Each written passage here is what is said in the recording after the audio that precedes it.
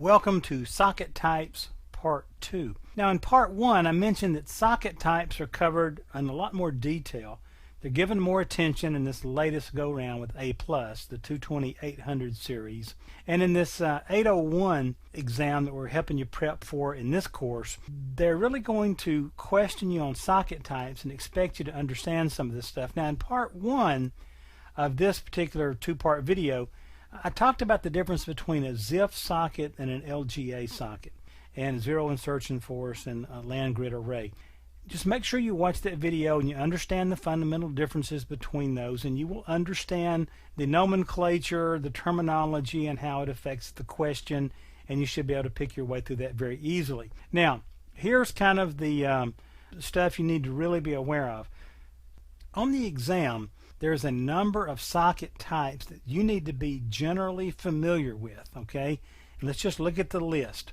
Now, they're going to be divided into two sections: Intel's LGA sockets and AMD sockets. Now, for Intel, you need to be familiar. You don't have to be an expert, okay? But you need to be familiar with the features and functionalities of the Intel LGA 775 socket, the 1155, the 1156, and the 1366. Now I'm going to do a separate video on the Intel LGA sockets and show you the differences between those, and this is information that you should just memorize. Just make sure that you memorize certain aspects of these things, you know, the code names for them, or nicknames, whatever you want to call them.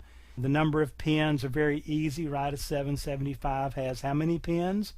775, right? So make sure you know all those things. And then on the AMD side, there's a few more. You need to be familiar with the 940 socket, the AM2, the AM2 Plus, the AM3, the AM3 Plus, the FM1, and the F. Now AMD's naming structure is a little more organized, it seems like, than Intel's, and it makes it a little easier to learn these things.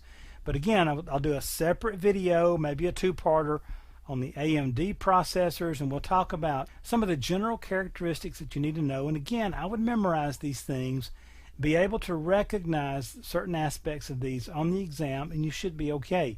But these are the socket types that you should be prepared to recognize by nickname, by pin number, by functionality on the exam. Okay, so let's jump into, we'll start with the Intel LGA sockets first. So join me in that video and we'll take a look at Intel's socket types.